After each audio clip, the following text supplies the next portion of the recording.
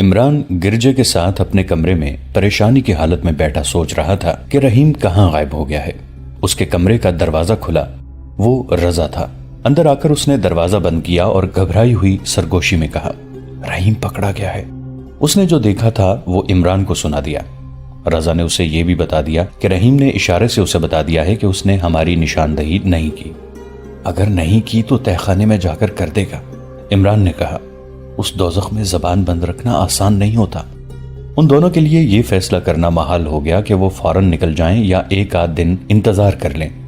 ایسے نازک وقت میں ان سے ایک غلطی سرزد ہو گئی، وہ یہ تھی کہ وہ جذبات سے مغلوب ہو گئے۔ چھاپا ماروں اور جاسوسوں کے لیے یہ ہدایت تھی کہ وہ تحمل، بردباری اور صبر سے کام لیں، عجلت اور جذبات سے بچیں۔ اگر ان کا کوئی ساتھی ایسے طریقے سے کہیں پھنس جائے کہ اس کی مدد کرنے میں دوسروں کے پھنسنے کا بھی خطرہ ہو تو اس کی مدد نہ کی جائے۔ رضا جذبات میں آ گیا۔ اس نے کہا، میں رحیم جیسے خوبصورت اور دلیر دوست کو قید سے نکالنے کی کوشش کروں گا۔ ناممکن ہے، عمران نے کہا اور اسے ایسے خطرناک ارادے سے باز رکھنے کی کوشش کرنے لگا۔ میں چونکہ وہیں رہتا ہوں جہاں رحیم کو لے کے گئے ہیں، اس لیے دیکھوں گا کہ اسے وہاں سے نکالنا ممکن ہو سکتا ہے یا نہیں۔ رضا نے کہا، میں نے وہاں اتنی دوستی پیدا کر لی ہے کہ مجھے معلوم ہو جائے گا کہ رحیم کہاں ہے۔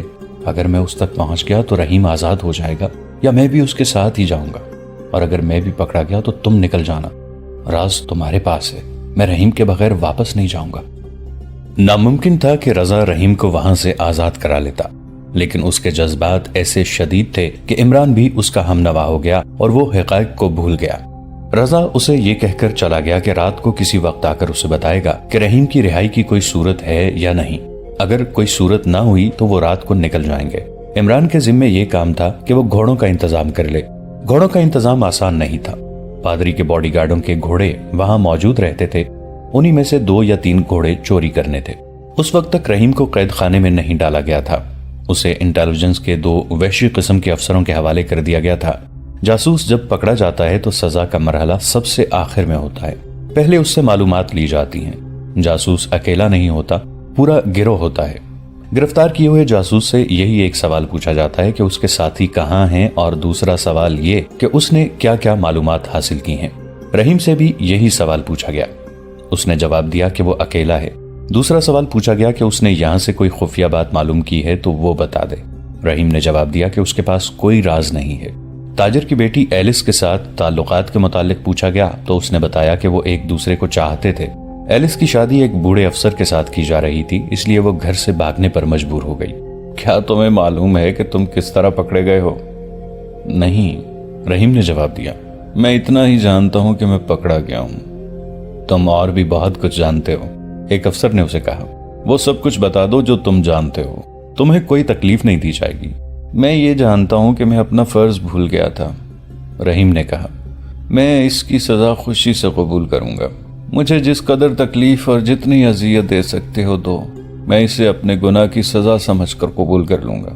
کیا تمہارے دل میں ابھی بھی ایلس کی محبت ہے؟ ابھی تک ہے، رحیم نے کہا، اور ہمیشہ رہے گی۔ میں اسے اپنے ساتھ قاہرہ لے جا رہا تھا، اسے مسلمان کر کے اس کے ساتھ شادی کرنی تھی۔ اگر ہم یہ کہیں کہ اس نے تمہارے ساتھ دھوکہ کیا ہے تو تم مان لو گے؟ نہیں، رحیم نے کہا، جس نے میرے لیے اپنا گھر اور اپنے عزیز چھوڑ دیے وہ دھوکہ نہیں دے سکتی، اس کے ساتھ کسی نے دھوکہ کیا ہے۔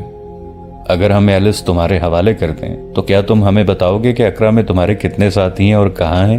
اس سے پوچھا گیا، اور یہ بھی بتا دو گے کہ تم نے یہاں سے کون سا راز حاصل کیا ہے؟ رحیم کا سر جھک گیا۔ ایک افسر نے اس کا سر اوپر اٹھایا تو رحیم کی آنکھوں میں آنسو تھے۔ افسروں کے بار بار پوچھنے پر بھی وہ خاموش رہا، جس سے ظاہر ہوتا تھا کہ اس کے اندر ایسی کشمکش پیدا ہو گئی ہے جس میں وہ فیصلہ نہیں کر پا رہا تھا کہ اس کا رویہ اور رد عمل کیا ہونا چاہیے۔ اس کی یہ کیفیت ظاہر کرتی تھی کہ اس کے دل میں ایلس کی محبت بہت گہری اتری ہوئی ہے۔ تمہیں آخرکار ہمارے تمام سوالوں کا جواب دینا ہوگا، ایک افسر نے اسے کہا۔ اس وقت تک تم ہڈیوں کا ڈھانچہ بن چکے ہوگے، تم جیو گے نہ مرو گے۔ اگر پہلے ہی جواب دے دو تو ایلس تمہارے پاس ہوگی اور تم آزاد ہوگے۔ اس وقت تم قید خانے میں نہیں، یہ ایک افسر کا کمرہ ہے۔ اگر تم سوچنے کی مہلت چاہتے ہو تو آج رات تمہیں اسی کمرے میں رکھا جائے گا۔ رحیم خاموش رہا اور خالی خالی نظروں سے افسروں کو دیکھتا رہا۔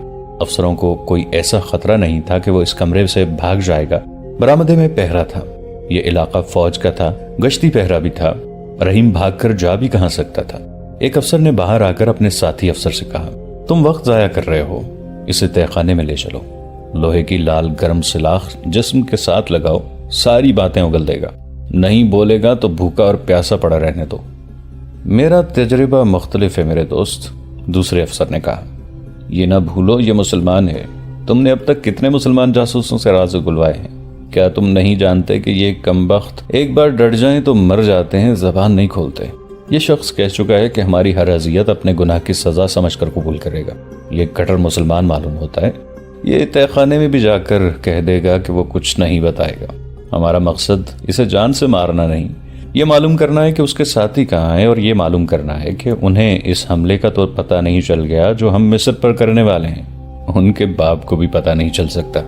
دوسرے افسر نے کہا، ہائی کمانڈ کے افسروں کے سوا کسی کو حملے کے متعلق علم ہی نہیں، یہ جاسوس تاجر کی بیٹی کے عشق میں الجھا ہوا تھا، اسے تو دنیا کی ہوش ہی نہیں تھی، اسے تو یہ بھی معلوم نہیں کہ اسے ایلس نے گرفتار کرایا ہے، یہ ابھی تک اس کی محبت میں مر رہا ہے۔ میں ایلس کو ہی استعمال کرنا چاہتا ہوں، ایک نے کہا، اسے آج رات اسی کمرے میں رہنے دیتے ہیں، مجھے امید ہے جو راز ہم کئی دنوں بعد نہیں اگلوا سکیں گے وہ ایلس جیسی دلکش لڑکی چند منٹوں میں اگلوا لے گی۔ کیا اس لڑکی پر بھروسہ کیا جا سکتا ہے؟ کیا تمہیں ابھی تک شک ہے؟ دوسرے نے کہا، تم نے شاید پوری بات نہیں سنی، ایلس نے واپس آ کر جو بیان دیا ہے وہ تم نے پورا نہیں سنا۔ اب چونکہ تفتیش ہم دونوں کے سپرد کی گئی ہے، اس لیے تمہارے ذہن میں ہر ایک بات واضح ہونی چاہیے۔ ایلس اس شخص کو پوری طرح چاہتی ہے، وہ اسے ایلی مور نام کا عیسائی سمجھتی رہی۔ ایلس کا باپ اس کی شادی کمانڈر ویسٹ میکوٹ کے ساتھ کرنا چاہتا تھا، وہ دراصل اپنی بیٹی رشوت کے طور پر دے رہا تھا۔ ایلس اس کی جاسوس کے ساتھ بھاگ گئی، راستے میں اس نے ایلس کو بتا دیا کہ وہ ایلی مور نہیں رحیم ہے اور وہ مسلمان ہے اور وہ جاسوس ہے۔ ایلس نے اسے مذاق سمجھا، مگر رحیم نے اسے یقین دلایا کہ وہ مذاق نہیں کر رہا۔ رحیم نہیں جانتا تھا کہ ایلس کے دل میں مسلمانوں کی کتنی دہشت اور حقارت بچپن سے بیٹھی ہوئی ہے، اور رحیم کو یہ بھی معلوم نہیں تھا کہ ایلس مذہب کی پکی ہے، ہر وقت صلیب گلے میں ڈالے رکھتی ہے۔ اس نے جان لیا کہ اس مسلمان نے اس کے ساتھ دھوکہ کیا ہے، اور وہ قاہرہ لے جا کر نہ صرف خود خراب کرے گا بلکہ دوسروں سے بھی خراب کرائے گا اور آخر میں کسی کے ہاتھ فروخت کر دے گا۔ ہم نے اپنے بچوں کے ذہنوں میں مسلمانوں کا جو گھناؤنا تصور پیدا کر رکھا ہے وہ ایلس کے سامنے آ گیا۔ ایلس کے دل میں مذہب کی محبت پیدا ہو گئی، اور یہ محبت مسلمانوں کی محبت پر ایسی غالب آئی کہ اسے حقارت میں بدل دیا۔ وہ سب کچھ بھول گئی، وہ یہ بھی بھول گئی کہ اقرا واپس آ کر اسے بوڑھے کماندار کے ساتھ بیاہ دیا جائے گا۔ اسے صلیب کا یہ فرض یاد آیا کہ مسلمان کو ہر حال میں دشمن سمجھنا اور اسلام کے خاتمے کے لیے کام کرنا ہے۔ لڑکی چونکہ ہوشیار اور دلیر ہے، اس لیے اس نے بھاگنے کا نہایت اچھا طریقہ سوچا، رحیم پر ظاہر نہ ہونے دیا اور لیٹ گئی۔ رحیم اطمینان سے سو گیا تو ایلس گھوڑے پر سوار ہوئی اور ایسی خاموشی سے نکل آئی کہ رحیم کو خبر تک نہ ہوئی۔ راستے سے واقف تھی، اقرا پہنچ گئی اور اپنے باپ کے سامنے اقبال جرم کر کے اسے رحیم کے متعلق بتایا۔ باپ نے اسی وقت کمانڈر ویسٹ میکوٹ کا جگایا اور اسے واقعہ سنایا۔ کمانڈر نے 3 سپاہی ساتھ لیے اور رحیم کے تعاقب میں گیا۔ رحیم پیدل کہاں جا سکتا تھا، پکڑا گیا، اور اب یہ ہمارے ہاتھ میں ہے۔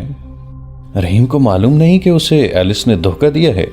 نہیں، دوسرے نے کہا، میں اب ایلس کو استعمال کرنا چاہتا ہوں، رحیم کو ہم نہایت اچھا کھانا کھلائیں گے۔ وہاں کے ملازموں اور دوسرے لوگوں کی زبان پر یہی موضوع تھا کہ ایک مسلمان جاسوس پکڑا گیا ہے۔ رضا بھی فرانسس کے روپ میں ان ملازموں میں شامل تھا، وہ بھی مسلمان جاسوس کو برا بھلا کہہ رہا تھا اور دوسروں کی طرح خواہش ظاہر کر رہا تھا کہ جاسوس کو سر عام پھانسی دی جائے یا اسے گھوڑے کے پیچھے باندھ کر گھوڑا بگا دیا جائے۔ رضا کو معلوم ہو چکا تھا کہ رحیم ابھی تک اسی کمرے میں ہے۔ سب حیران تھے کہ اسے قید خانے میں کیوں نہیں لے گئے، اور جب باورچی خانے کے ایک ملازم نے انہیں بتایا کہ قیدی کے لیے افسروں کا سا کھانا گیا ہے اور وہ خود کھانا دے آیا ہے، تو سب حیرت سے ایک دوسرے کا منہ تکنے لگے۔ رضا باتوں باتوں میں باورچی خانے کے اس آدمی کو الگ لے گیا اور پوچھا، کیا تم مذاق کر رہے ہو کہ مسلمان جاسوس کو اتنا اچھا کھانا دیا گیا ہے جو افسر کھاتے ہیں؟ پھر وہ جاسوس نہیں ہوگا، بڑا خطرناک جاسوس ہے، ملازم نے کہا۔ جو افسر تفتیش کر رہے ہیں، میں نے ان کی باتیں سنی ہیں، وہ ابھی اسے کھلا پلا کر اس سے باتیں پوچھیں گے۔ پھر وہ کسی لڑکی کی باتیں کر رہے تھے جو اس قیدی کو پھانس کر اس سے باتیں اگلوائے گی۔ رحیم کھانا کھا چکا تو اس کے کمرے میں ایلس داخل ہوئی۔ دونوں افسر چلے گئے تھے، انہوں نے ایلس کو بلا کر اچھی طرح سمجھا دیا تھا کہ اسے کیا کرنا ہے اور قیدی سے کیا پوچھنا ہے۔ ایلس کو دیکھ کر رحیم بہت حیران ہوا، اسے خواب کا دھوکہ ہوا۔ تم؟ اس نے ایلس سے پوچھا، کیا تمہیں بھی گرفتار کر کے یہاں لایا گیا ہے؟ ہاں، ایلس نے کہا، میں کل رات سے قید میں ہوں۔ تم وہاں سے غائب کس طرح ہوئی تھی؟ رحیم نے کہا، میں مان نہیں سکتا کہ تم خود بھاگ آئی تھی۔ میں کیوں کر بھاگ سکتی تھی؟ ایلس نے کہا، میرا تو جینا مرنا تمہارے ساتھ ہے۔ تم سو گئے تھے مگر مجھے نیند نہیں آ رہی تھی۔ میں اٹھ کر ٹہلنے لگی اور کچھ دور نکل گئی۔ کسی نے پیچھے سے میرا منہ ہاتھ سے بند کر دیا اور اٹھا کر گھوڑے پہ ڈال لیا۔ وہ 2 آدمی تھے، ایک نے ہمارا گھوڑا بھی لے لیا۔ میرا منہ بند تھا تو میں پکار بھی نہیں سکتی تھی۔ وہ مجھے یہاں لے آئے۔ انہیں کس نے بتایا ہے کہ میں ایلی مور نہیں رحیم ہوں؟ رحیم نے پوچھا۔ اور جنہوں نے تمہیں وہاں جا کر پکڑا تھا وہ مجھے کیوں نہیں پکڑ لائے تھے؟ انہوں نے مجھے قتل کیوں نہیں کر دیا؟ میں ان سوالوں کا جواب نہیں دے سکتی، ایلس نے کہا، میں خود مجرم ہوں۔ تم جھوٹ بول رہی ہو ایلس، رحیم نے کہا۔ تمہیں دھمکا کر میرے متعلق پوچھا گیا اور تم نے ڈر کے بتا دیا کہ میں کون ہوں۔ مجھے تم سے کوئی شکوہ نہیں، میں کبھی برداشت نہیں کر سکتا کہ کوئی تمہیں تکلیف دے۔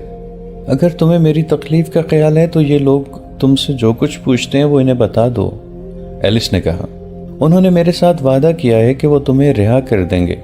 بات پوری کرو ایلس، رحیم نے طنزیہ لہجے میں کہا۔ یہ بھی کہو کہ میں سب کچھ بتا دوں تو مجھے رہا کریں گے اور تم میرے ساتھ شادی کر لو گی۔ شادی ہو بھی سکتی ہے، ایلس نے کہا، بشرطے کہ تم عیسائی ہو جاؤ۔ کیا تم یہ امید لے کے آئی ہو کہ میں رہائی کی خاطر اپنا مذہب چھوڑ دوں گا؟ رحیم نے کہا۔ ایلس، میں اپنی فوج کا معمولی سا سپاہی نہیں، جاسوس ہوں، عقل رکھتا ہوں۔ میں اسی گناہ کی سزا بھگت رہا ہوں کہ عقل پر تمہاری محبت کو سوار کر لیا تھا۔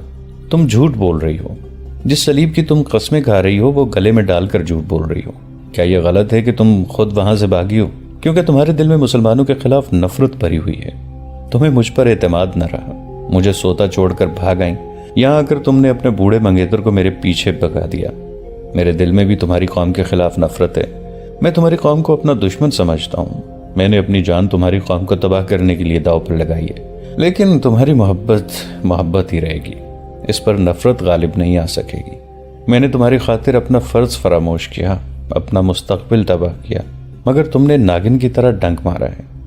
وہ ایسے انداز سے بول رہا تھا کہ ایلس کی زبان بند ہو گئی۔ اس کے دل میں رحیم کی محبت موجود تھی۔ رحیم نے جب اس کی آنکھوں میں آنکھیں ڈال کر دھیمے اور پر اثر انداز میں باتیں کی تو یہ جوان لڑکی اپنے سینے سے اٹھے ہوئے جذبات کے بگولے کی لپیٹ میں آ گئی۔ پہلے تو اس کے آنسو پھوٹے، پھر اس نے بے تابی سے رحیم کے دونوں ہاتھ تھام لیے اور روتے ہوئے کہا، مجھے تم سے نفرت نہیں، تم اپنا فرض بھول گئے تھے، میں نہ بھول سکی۔ میں مجرم ہوں، میں نے تمہیں پکڑوایا ہے، اس جرم کی سزا مجھے بڑی سخت ملے گی۔ مجھے چند دنوں میں اس بوڑھے کماندار کی بیوی بنا دیا جائے گا جو وحشی اور شراب پی کر درندہ بن جاتا ہے۔ مجھے کچھ نہ بتاؤ ایلی مور۔ میں ایلی مور نہیں، رحیم نے کہا، میں رحیم ہوں۔ تفتیش کرنے والے دونوں افسر کہیں اور بیٹھے شراب پی رہے تھے۔ وہ مطمئن تھے کہ یہ خوبصورت لڑکی رحیم کو موم کر لے گی اور وہ صبح سے پہلے ہمارا کام پورا کر دے گی۔ وہاں صرف ایک پہرے دار تھا جو برآمدے میں بیٹھ گیا تھا۔ کمرے کے پچھواڑے اندھیرا تھا اور اس اندھیرے میں ایک سایہ اتنی آہستہ آہستہ آگے کو سرک رہا تھا جیسے ہوا کا جھونکا رک رک کے آگے بڑھ رہا ہو۔ ادھر عمران گرجے سے ملحق اپنے کمرے میں جاگ رہا تھا۔ ذرا سی آہٹ سنائی دیتی تھی تو وہ فوراً اٹھ کر دروازے میں آ جاتا تھا۔ اسے ہر آہٹ رضا کی آہٹ لگتی تھی۔ اس نے کمال ہوشیاری سے 3 گھوڑے منتخب کر لیے تھے جو 8 گھوڑوں کے ساتھ بندھے تھے۔ اس کی زینیں بھی چوری چھپے الگ لے لی تھیں۔ اسے امید تھی کہ رضا اور رحیم آ جائیں گے، مگر جوں رات گزرتی جا رہی تھی امید بھی تاریک ہوتی جا رہی تھی۔ یہ حقیقت نکھرتی آ رہی تھی کہ اس نے رضا کو یہ اجازت دے کر کہ رحیم کو آزاد کرائے سخت غلطی کی تھی۔ یہ ناممکن تھا۔ وہ اب سوچ رہا تھا کہ ایک گھوڑا کھولے اور نکل جائے، مگر اسے رضا کا خیال آ جاتا تھا۔ رضا نے اسے کہا تھا کہ وہ رات کو آئے گا ضرور، خواہ اکیلا ہی آئے۔ اس وقت رضا موت کے منہ میں جا چکا تھا۔ وہ ایک سیاہ سایہ بن کر اس کمرے کے ایک دریچے کے پاس پہنچ گیا تھا جس میں رحیم بند تھا۔ اس نے کان لگا کر اندر کی باتیں سنی۔ اسے ایلس کے یہ الفاظ سنائی دیے، میں تمہیں رہا نہیں کرا سکتی، یہ لوگ جو کچھ پوچھتے ہیں وہ بتا دو، پھر میں اپنے باپ سے کہہ کر تمہارے لیے کچھ کر سکتی ہوں۔ مجھے اسی مقصد کے لیے تمہارے پاس لایا گیا ہے کہ میری محبت تم سے راز اگلوا لے گی۔ दरीचे के किवाड़ पर निहायत आहिस्ता से किसी ने 3 बार दस्तक दी। रहीम इस इशारे को समझता था। वो हैरान हुआ कि इसका कौन सा साथी हो सकता है। एलिस कुछ न समझ सकी। रहीम टहलते टहलते दरीचे तक गया और किवाड़ खोल दिया। रजा बाहर खड़ा था, कूदकर अंदर आ गया। उसके हाथ में खंजर था। उसने एक लम्हा जाया किए बगैर एलिस के मुंह पर हाथ रखा और खंजर उसके दिल में उतार दिया। उसे कत्ल करना जरूरी था, वरना वो शोर मचाकर उन्हें पकड़वा सकती थी। रजा और रहीम दरीचे से कूदकर बाहर को गए और अंधेरे में भाग उठे। रजा उस जगह से वाकिफ था। उसने रास्ता तो अच्छा इख्तियार किया था, लेकिन बरामदे में जो पहरेदार था उसने किसी तरफ से 2 साए भागते देख लिए। उसके शोर पर दूसरे संतरी होशियार हो गए। जाने कहां से एक तीर आया जो रहीम के पहलू में उतर गया। वो जवान और तवाना आदमी था, गिरा नहीं। रजा के साथ भागता चला गया, मगर ज्यादा दूर तक न जा सका। उसके कदम डगमगाने लगे तो रजा ने उसे अपनी पीठ पर डाल लिया। तीर पहलू से निकालना मुमकिन नहीं था। रहीम रजा से कहने लगा कि वो उसे वहीं फेंक कर भाग जाए। वो अब जिंदा नहीं रह सकता था, लेकिन रजा अपने दोस्त को उस वक्त तक अपने आप से जुदा नहीं करना चाहता था जब तक वो जिंदा था।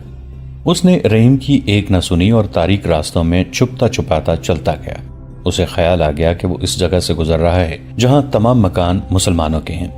उसे दूर दूर भाग दौड़ और शोर शराबा सुनाई दे रहा था। उनका ताक़ुब करने वाले कहीं और थे। रजा को मालूम था कि अकरा के मुसलमान कीड़े मकोड़ों की सी जिंदगी गुजार रहे हैं और सलीबियों की निगाह में हर मुसलमान जासूस और मुश्तबे है। जरा से शक पर किसी भी मुसलमान को कैद खाने में डाल दिया जाता था और उसके घर की तलाशी तौहीन आमेज तरीके से ली जाती थी।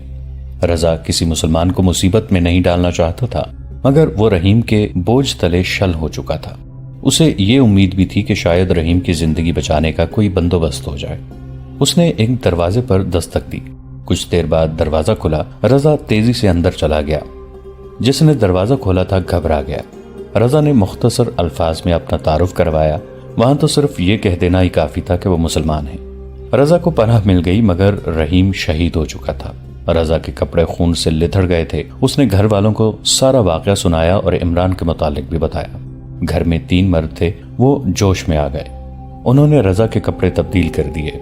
रहीम की लाश के मुतालिक फैसला हुआ कि उसे घर के किसी कमरे में दफन कर दिया जाएगा। रजा इमरान को बुलाने के लिए चला गया। रात के उस वक्त जब दुनिया इस्लाम गहरी नींद सोई हुई थी, कौम के गद्दार दुश्मन की भेजी हुई औरतों और शराब में बदमस्त पड़े थे, उनसे दूर, बहुत दूर एक मुसलमान इस्लाम की नामूस पर अपनी जान पर खेल गया था और 2 जान की बाजी लगाकर उस राज के साथ अकरा से निकलकर काहिरा पहुंचने की कोशिश कर रहे थे, जिस पर मिस्र की इज्जत और इस्लाम की आबरू का दारोमदार था। इस राज को वो खुदा की अमानत समझते थे। वहां उन्हें देखने वाला कोई न था कि वो अपना फर्ज अदा करते हैं या ऐश कर रहे हैं, लेकिन उन्हें ये एहसास था कि उन्हें खुदा देख रहा है और वो खुदा के हुक्म की तामील कर रहे हैं। इमरान का सर इस तजब्जुब और इस तराब में दुखने लगा कि रहीम आ जाएगा या नहीं, रजा आ जाएगा या नहीं, काहिरा तक ये खबर पहुंचा सकेगा या नहीं कि मिस्र पर हमले के लिए बहरा रूम में सलीबियों का बहुत बड़ा बेड़ा आ रहा है। इमरान इसलिए भी काहिरा या कम से कम कर्क जल्दी पहुंचना चाहता था कि नूरुद्दीन जंगी या सुल्तान अयूबी या दोनों किसी और तरफ हमले या पेशकदमी की स्कीम न बना लें। ऐसी सूरत में उन्हें रोकना था। अगर उनकी फौज किसी और तरफ निकल गई तो मिस्र का खुदा ही हाफिज था। इमरान को इन सोचों ने इस कदर परेशान किया कि उसने दरवाजा अंदर से बंद करके नफिल पढ़ने शुरू कर दिए थे। उसे शहर की खामोशी में कोई सरगर्मी सुनाई दे रही थी। कुछ भाग दौड़ सी थी। ये उसकी परेशानी में इजाफा कर रही थी।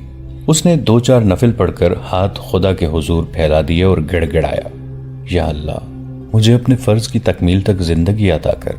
मैं ये इमानत ठिकाने तक पहुंचा दूं तो मुझे मेरे खानदान समेत खत्म कर देना। उसके दरवाजे पर वैसी ही दस्तक हुई जैसी रहीम के दरीचे पर हुई थी। इमरान ने दरवाजा खोला। रजा खड़ा था। उसे अंदर बुलाकर इमरान ने दरवाजा बंद कर दिया।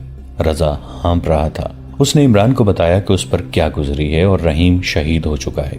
इमरान ने जब ये सुना कि रहीम की लाश एक मुसलमान घराने में है जो उसे घर में दफन कर देंगे तो इमरान परेशान हो गया। वो अकरा के किसी मुसलमान को मुसीबत में नहीं डालना चाहता था। रजा ने उसे बताया कि इस घर में 3 मर्द हैं और बाकी औरतें। उन्होंने फौरन एक कमरे के कोने में खुदाई शुरू कर दी थी। इमरान इस घर जाना चाहता था ताकि देख ले कि उनके पकड़े जाने का कोई खतरा तो नहीं। रजा ने उसे यकीन दिलाया कि वो होशियार लोग मालूम होते हैं। अकरा से निकलना दुश्वार हो गया था। शहर की नाकाबंदी कर ली गई थी, ایک لڑکی کا قتل اور ایک جاسوس کا فرار معمولی سی واردات نہیں تھی، نکلنا رات کو ہی تھا۔ ان دونوں نے یہ طے کیا کہ اکٹھے نکلیں گے اور دونوں میں سے کوئی پکڑا گیا یا دونوں پکڑے گئے تو اور جو کچھ بھی کہیں یہ نہیں بتائیں گے کہ رحیم کی لاش کہاں ہے یا وہ مارا گیا ہے۔ اگلا مسئلہ گھوڑوں کا تھا۔ عمران رضا کو اس جگہ لے گیا جہاں 8 گھوڑے بندھے ہوئے تھے، مگر دور سے دیکھا کہ محافظوں میں سے ایک وہاں ٹہل رہا تھا۔ عمران رضا کو ایک جگہ چھپا کر آگے گیا اور اس سنتری کے پاس چلا گیا۔ اس سے پوچھا کہ آج اسے پہرا دینے کی کیا ضرورت پیش آ گئی ہے۔ سنتری عمران کو جان گنتھر کے نام سے اچھی طرح جانتا تھا اور بڑے پادری کے خصوصی خادم کی حیثیت سے اس کا احترام بھی کرتا تھا۔ اس نے عمران کو بتایا کہ آج ایک مسلمان جاسوس پکڑا گیا تھا، وہ کسی لڑکی کو قتل کر کے فرار ہو گیا ہے، اس لیے حکم آیا ہے کہ ہوشیار رہا جائے۔ اس سنتری کی موجودگی میں گھوڑے کھولنا ممکن نہیں تھا۔ عمران نے اسے باتوں میں لگا لیا اور پیچھے ہو کر اس کی گردن بازو کے گھیرے میں لے لی۔ سنتری کا دم گھٹنے لگا۔ عمران نے اس کے پہلو سے خنجر نما تلوار کھینچ لی اور اس کے پیٹ میں گھونپ دی۔ مرنے تک اس کی گردن بازو کے شکنجے میں دبائی رکھی۔ اسے مار کر عمران نے رضا کو بلا لیا، 2 گھوڑوں پر زینے ڈالی اور سوار ہو گئے۔ گرجے کے باقی محافظ کمرے میں کہیں سوئے ہوئے تھے۔ عمران اور رضا چل پڑے۔ شہر سے نکلنے کے کئی راستے تھے، وہ ایک طرف چل پڑے اور شہر سے نکل گئے۔ اچانک وہ گھیرے میں آ گئے اور انہیں للکارا گیا۔ ہم شہری ہیں دوستو، عمران نے کہا، ہم بھی تمہاری طرح ڈیوٹی دے رہے ہیں۔ 3-4 مشعلیں جل اٹھیں جن کی روشنی میں انہوں نے دیکھا کہ وہاں گھڑ سواروں کا ایک دستہ تھا جو ادھر ادھر پھیلا ہوا تھا۔ تب انہیں احساس ہوا کہ شہر کی ناکہ بندی ہو چکی ہے۔ عمران نے اپنے کپڑے نہیں دیکھے تھے، اس کے کپڑوں پر سنتری کا خون تھا۔ مشعل کی روشنی میں یہ خون صلیبی سواروں کو نظر آ گیا۔ اس سے پوچھا گیا کہ یہ خون کس کا ہے تو عمران نے لگام کو جھٹکا دے کر گھوڑے کو ایڑ لگا دی۔ رضا نے بھی ایسا ہی کیا مگر اس نے ذرا دیر کر دی۔ عمران نکل گیا، رضا گھیرے میں آ گیا۔ عمران کے پیچھے بھی 3-4 سوار گئے۔ اسے رضا کی بلند پکار سنائی دینے لگی، عمران رکنا نہیں، نکل جاؤ، خدا حافظ۔ عمران بہت دور تک یہ پکار سنتا رہا۔ پتہ چلتا تھا جیسے وہ گھیرے سے نکلنے کی کوشش کر رہا ہے۔ عمران کا گھوڑا اچھا تھا، اس کے دائیں بائیں سے تیر گزرنے لگے لیکن وہ تعاقب کرنے والوں کو پیچھے ہی پیچھے چھوڑتا چلا گیا۔ وہ راستے سے واقف تھا، اس نے کرک کا رخ اختیار کر لیا۔ گھوڑا بدلنے کی ضرورت تھی۔ جب صبح کی روشنی سفید ہو رہی تھی اس کا گھوڑا دوڑنے کے قابل نہیں رہا تھا۔ اس نے پانی کی تلاش کرنے کی کوشش ہی نہ کی۔ آگے ریتلی چٹانوں کا علاقہ آ گیا۔ وہ اس میں داخل ہوا ہی تھا کہ اس کے سامنے چٹان میں 2 تیر لگے، جس کا مطلب یہ تھا کہ رک جاؤ۔ وہ رک گیا اور یہ دیکھ کر اس کی جان میں جان آئی کہ اسے روکنے والے اس کی اپنی فوج کے آدمی تھے۔ اسے اپنے کمانڈر کے پاس لے گئے۔ کمانڈر نے اس کی بات سن کر اسے تازہ دم گھوڑا دیا اور 2 سپاہی اس کے ساتھ کر کے اسے کرک کے راستے پر ڈال دیا۔ اس نے خود ہی کہا تھا کہ وہ نور الدین زنگی سے مل کر قاہرہ جائے گا۔ اقرا سے جو خبر لایا تھا وہ زنگی تک بھی پہنچنی چاہیے تھی۔ عمران جب کرک کے قلعے میں نور الدین زنگی کے سامنے بیٹھا اپنی کہانی سنا رہا تھا، زنگی اسے ایسی نظروں سے دیکھ رہے تھے جیسے اس خوبرو جوان کو دل میں بٹھا لینا چاہتے ہوں۔ انہوں نے اٹھ کر بےتابی سے عمران کو سینے سے لگا لیا اور اس کے دونوں گال چوم کر پیچھے ہٹ گئے۔ انہوں نے اپنی تلوار نیام سے نکالی اور پھر نیام میں ڈال کر نیام کو چوما۔ اسے دونوں ہاتھوں پر رکھ کر عمران سے کہا، اس وقت جب صلیب ایک خوفناک گدھ کی طرح چاند ستارے پر منڈلا رہی ہے، ایک مسلمان اپنے مسلمان بھائی کو تلوار سے بڑھ کر اور کوئی تحفہ نہیں دے سکتا۔ تم بغداد میں کہو، دمشق میں کہو، کہیں بھی کہو، میں تمہیں ایک محل دے سکتا ہوں۔ تم نے جو کارنامہ کر دکھایا ہے اس کے صلے میں تم دولت کے انبار کے حقدار ہو، لیکن میرے عزیز دوست، میں تمہارے لیے محل کھڑا نہیں کروں گا، تمہیں دولت کی شکل میں صلہ نہیں دوں گا، کیونکہ یہی وہ چیزیں ہیں جنہوں نے مسلمانوں کو اندھا اور پاہج کر دیا ہے۔ کہ قبول کرو میری تلوار، اور یاد رکھو کہ اس تلوار نے بڑے بڑے جابر صلیبیوں کا خون پیا ہے۔ اس تلوار نے بہت سے قلعوں پر اسلام کا جھنڈا لہرایا ہے، اور یہ تلوار اسلام کی پاسبان ہے۔ عمران نور الدین زنگی کے آگے دوزانو ہو کر بیٹھ گیا اور اس نے سلطان زنگی رحمت اللہ علیہ کے ہاتھوں سے تلوار لے کر چومی، آنکھوں سے لگائی اور کمر سے باندھ لی۔ وہ کچھ کہہ نہ سکا، اس پر رقت طاری ہو گئی تھی اور اس کی آنکھوں میں آنسو آ گئے تھے۔ اور اپنی قدر و قیمت جان لو میرے دوست، زنگی نے کہا، ایک جاسوس دشمن کے لشکر کو شکست دے سکتا ہے اور ایک غدار اپنی پوری قوم کو شکست کی ذلت میں ڈال سکتا ہے۔ تم نے دشمن کو شکست دے دی ہے۔ تم جو خبر لائے ہو یہ دشمن کی شکست کی خبر ہے۔ صلیبی انشاءاللہ مصر اور فلسطین کے ساحل سے آگے نہیں آ سکیں گے اور ان کا بحری بیڑا واپس نہیں جا سکے گا۔ یہ تمہاری فتح ہوگی اور اس کا صلہ تمہیں خدا دے گا۔ مجھے قاہرہ کے لیے جلدی روانہ ہونا چاہیے، عمران نے کہا۔ دن تھوڑے رہ گئے ہیں، امیر مصر کو بہت دن پہلے اطلاع ملنی چاہیے تھی، تم ابھی روانہ ہو جاؤ، نور الدین زنگی نے کہا۔ میں تمہیں بڑی اچھی نسل کا گھوڑا دے رہا ہوں۔ انہوں نے عمران کو قاہرہ تک کا وہ راستہ بتا دیا جس پر کئی چوکیاں تھیں، ان پر قاصدوں کے گھوڑے بدلنے کا انتظام تھا، اور صلاح الدین ایوبی سے پہلی بات یہ کہنا کہ رحیم اور رضا کے خاندانوں کو اپنے خاندان میں جذب کر لو، ان کے خاندانوں کی کفالت کا انتظام بیت المال سے کرو۔ انہوں نے عمران سے پوچھا، تم صرف جاسوسی کر سکتے ہو یا جنگ کو بھی کچھ سمجھ سکتے ہو؟ کچھ سوچ بوجھ رکھتا ہوں، عمران نے جواب دیا۔ آپ حکم دیں۔ پیغام لکھنے کا وقت نہیں، زنگی نے کہا۔ صلاح الدین سے کہہ دینا کہ مجھے کرک تمہارے حوالے کر کے بغداد جلدی واپس جانا تھا۔ اطلاعیں مل رہی ہیں کہ ان علاقوں میں صلیبیوں کی تخریب کاری بڑھتی جا رہی ہے اور ہمارے چھوٹے چھوٹے حکمران ان کے ہاتھوں میں کھیل رہے ہیں، لیکن اس تازہ خبر نے مجھے رکنے پر مجبور کر دیا ہے۔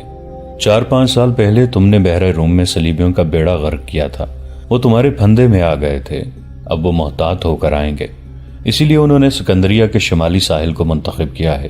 اگر تم ان سے سمندر میں براہ راست ٹکر لینے کا فیصلہ کرو تو یہ تمہاری غلطی ہوگی۔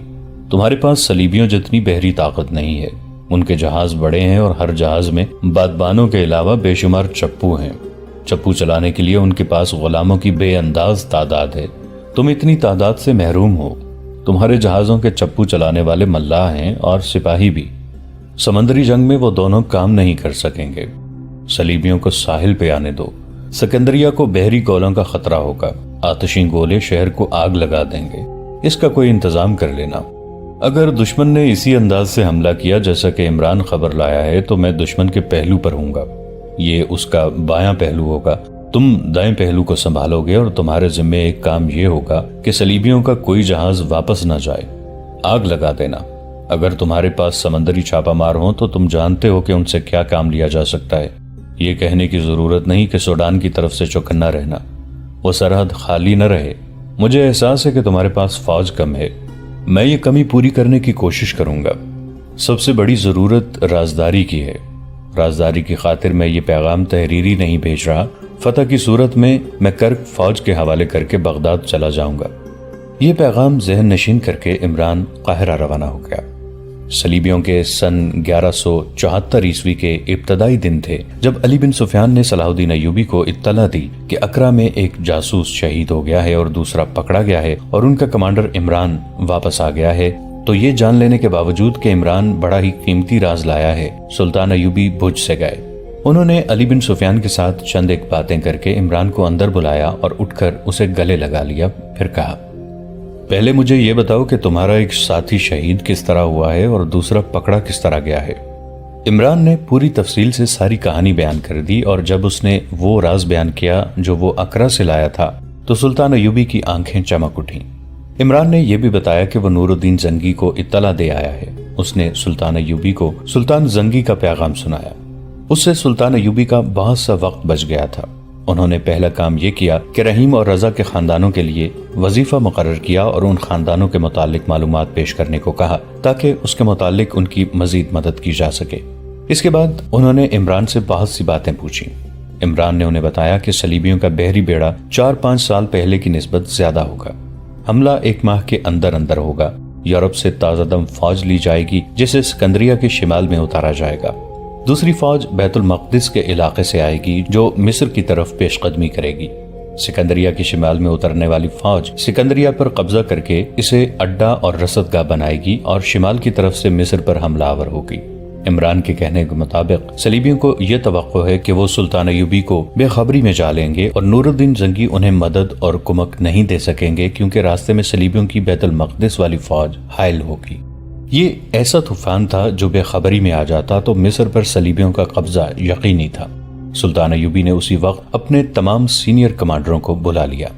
علی بن سفیان کو انہوں نے یہ ہدایت دی کہ وہ دشمن کے جاسوسوں کے خلاف اپنی سرگرمیاں اور تیز کر دیں تاکہ اپنی فوجوں کی نقل و حرکت کے متعلق کوئی خبر باہر نہ جا سکے۔ سکندریہ کے متعلق انہوں نے خصوصی ہدایات دیں۔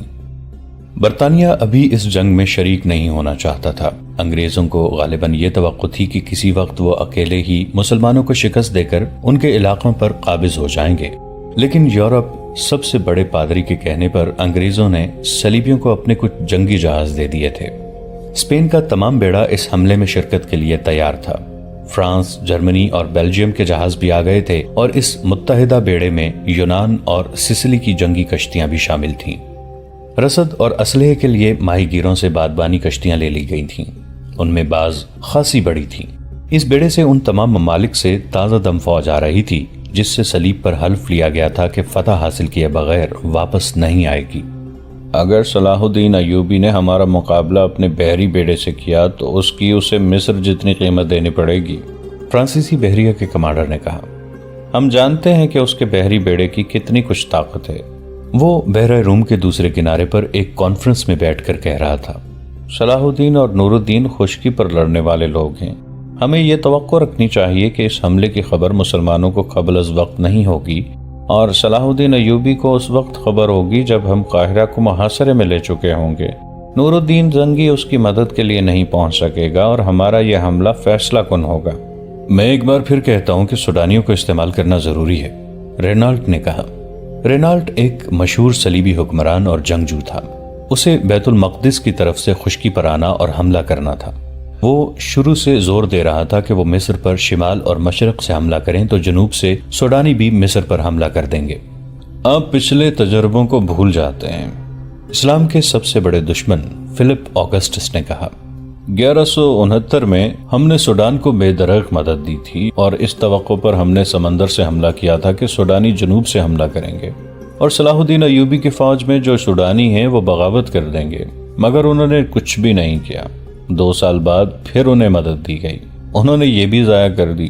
اب کہ پھر انہوں نے ہمیں مایوس کیا ہے، ہم کیوں انہیں اپنے منصوبے میں شریک کریں؟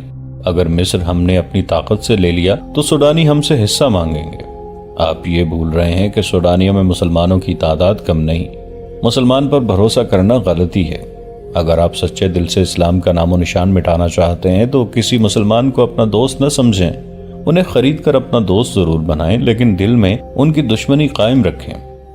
آپ ٹھیک کہتے ہیں، ایک اور صلیبی بادشاہ نے کہا۔ آپ لوگوں نے فاطمیوں کو دوست بنایا، وہ صلاح الدین ایوبی کا دشمن ہوتے ہوئے بھی اسے قتل تک نہیں کر سکے۔ ہم نے انہیں بڑے بڑے قابل جاسوس اور تخریب کر دیے جو انہوں نے اپنی غلطیوں سے پکڑوا کر مروا دیے۔ اب ہم کسی پر بھروسہ نہیں کریں گے، ہمیں اپنی جنگی طاقت پر بھروسہ کرنا چاہیے اور اب ہم کامیاب ہوں گے۔ ان کی جنگی طاقت اتنی زیادہ تھی کہ وہ اس سے زیادہ تکبر کرنے میں حق بجانب تھے۔ بحری بیڑے کا تو کوئی حساب ہی نہ تھا۔ بیت المقدس کی طرف سے جو فوج آ رہی تھی وہ سمندر کی طرف سے آنے والی نفری سے دگنی تھی۔ یورپی مورخوں میں تعداد کے متعلق اختلاف پایا جاتا ہے۔ بعض نے تو اس حملے کا صلیبی جنگوں میں ذکر ہی نہیں کیا، جیسے اس کی کوئی اہمیت ہی نہیں تھی۔ اس حملے میں کم و بیش صلیبیوں کی 6 بادشاہیاں شامل تھیں۔ کچھ چھوٹے چھوٹے حکمران بھی تھے جو اپنی فوجیں لے آئے تھے۔ ان میں خامی یہ تھی کہ ان کی کمان متحدہ نہیں تھی۔ تاہم یہ لشکر نور الدین زنگی اور سلطان صلاح الدین ایوبی کو آسانی سے شکست دے سکتا تھا۔ سلطان ایوبی کی کمزوری یہ تھی کہ ان کی فوج کم تھی۔ اس کے علاوہ مصر میں غداروں نے بدامنی پھیلا رکھی تھی اور سب سے بڑا خطرہ یہ تھا کہ سوڈانی بھی حملہ کر سکتے تھے۔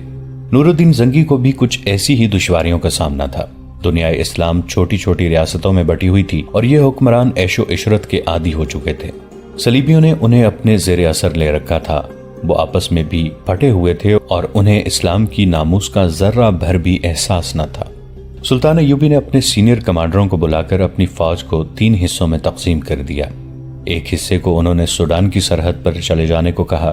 ان کے کمانڈر کو یہ ہدایت دی گئی کہ وہ سرحد سے خاصا پیچھے خیمہ زن رہے، لیکن فوج کو مختلف جگہوں پر اسی طرح متحرک رکھے کہ گرد اڑتی رہے اور یہ ظاہر ہو کہ فوج کی تعداد بے حساب ہے۔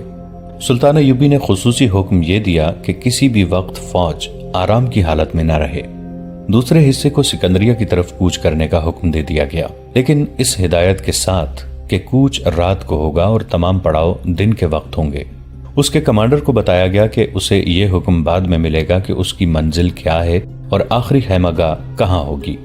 تیسرے حصے کو سلطان ایوبی نے اپنے ہاتھ میں رکھا۔ انہوں نے کسی بھی کمانڈر کو نہ بتایا کہ وہ یہ احکام کیوں دے رہے ہیں۔ یہ سب نے دیکھا کہ تمام تر منجنیقیں اس فوج کو دی گئی تھیں جو سکندریہ کی طرف جا رہی تھی۔ اس کے 7-8 روز بعد سلطان ایوبی قاہرہ میں نہیں تھے اور نور الدین زنگی کرک میں نہیں تھے۔ وہ دونوں سکندریہ کے مشرق میں گھوم پھر رہے تھے، مگر کوئی نہیں کہہ سکتا تھا کہ یہ دونوں کسی ملک کے حکمران اور فوجوں کے کمانڈر ہیں، اور یہ وہ دو انسان ہیں جو صلیبیوں کے لیے سراپا دہشت بنے ہوئے ہیں۔ وہ غریب سے 2 شتربان تھے جو معلوم نہیں کہاں سے آئے تھے اور کہاں جا رہے تھے۔ انہوں نے ساحل پر جا کر بحر روم کی وسعت کو نظروں سے بھانپا اور ناپا۔ وہ 3-4 دن میں دور دور گھوم گئے۔ سلطان ایوبی سکندریہ اور نور الدین زنگی کرک چلے گئے۔ سلطان ایوبی نے اپنے امیر البحر کو کچھ احکام دیے اور وہ چلے گئے۔ صلیبیوں کا بیڑا مکمل خاموشی اور رازداری سے آیا۔ بیت المقدس سے صلیبیوں کی فوج چل پڑی۔ دونوں کی روانگی کے اوقات میں مطابقت تھی۔ صلیبیوں نے بڑے اچھے موسم کا انتخاب کیا تھا۔ اس موسم میں سمندر خاموش رہتا تھا، تلاطم اور طوفان کا خطرہ نہیں ہوتا۔ صلیبی جہازوں کے کپتانوں کو مصر کا ساحل نظر آنے لگا، لیکن انہیں سلطان ایوبی کا کوئی جہاز نظر نہیں آ رہا تھا۔ سب سے اگلے جہاز کے کپتان نے سمندر میں ماہی گیروں کی ایک کشتی دیکھی۔ اس نے جہاز ان کے قریب کر کے اوپر سے جھک کر پوچھا، جنگی جہاز کہاں ہیں؟ اگر غلط بتاؤ گے تو تمہیں ڈبو کر مار ڈالیں گے۔ ماہی گیروں نے کہا، مصر کے جہاز اس طرف نہیں رکھے جاتے، یہاں سے بہت دور ہیں۔ جہاز روک کر رسا پھینکا گیا۔ وہ ماہی گیر رسے کے ذریعے جہاز پر چلے گئے۔ انہوں نے کپتان کو مصر کے جنگی جہازوں کے متعلق جو معلومات دیں وہ یہ تھیں کہ کئی جہاز مرمت ہو رہے ہیں۔